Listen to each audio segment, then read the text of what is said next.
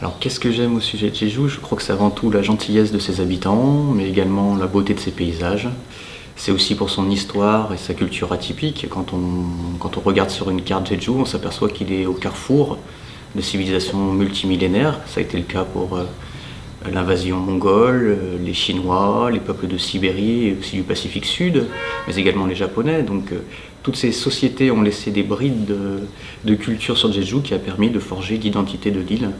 Et je crois que c'est vraiment ce que j'aime ici à Jeju, mais c'est aussi pour un point de vue sentimental, puisque mon épouse est née en Corée, elle a été adoptée par une famille française, et c'est ici qu'elle a retrouvé sa famille, ses racines et son histoire. Donc je crois que c'est surtout pour un sentiment affectif que j'aime Jeju. Alors la culture pour moi, c'est l'ensemble des connaissances acquises par l'homme, qui évolue dans le temps et qui permet donc de caractériser un individu, une société ou un groupe social. La culture, on a trop souvent, à notre époque contemporaine, cantonné cette expression au domaine des arts et des lettres, mais je pense que la culture, c'est vraiment l'ensemble des connaissances, c'est l'ensemble, c'est le savoir-faire, c'est la culture de son environnement. Ainsi, j'ai beaucoup de mal avec cette définition contemporaine du mot culture. Je pense que le mot culture rassemble la somme entière des connaissances.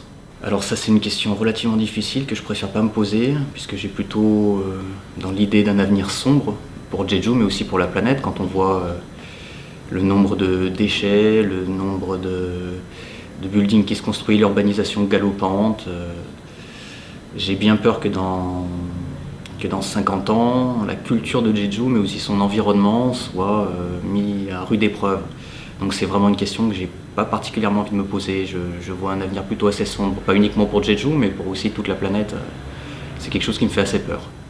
Alors les plus grandes influences dans ma vie, je pense qu'il n'y a pas eu une influence à un instant T qui m'a guidé sur mon chemin. Je pense que c'est le résultat de nombreuses rencontres, de livres tels que Flash ou les récits de voyage du 19e, c'est la musique des Pink Floyd, de Nusrat Fatih Ali Khan, c'est ma famille, et c'est également mon passeport qui m'ont permis de voyager à travers de nombreux pays et qui m'ont amené à me poser différentes questions et soulever différentes problématiques qui m'ont amené à ce que je suis aujourd'hui. Donc il n'y a pas eu une influence particulière à un instant T, c'est vraiment la somme de toutes ces rencontres et de toutes ces influences qui fait que je suis là aujourd'hui et que je suis ce que je suis.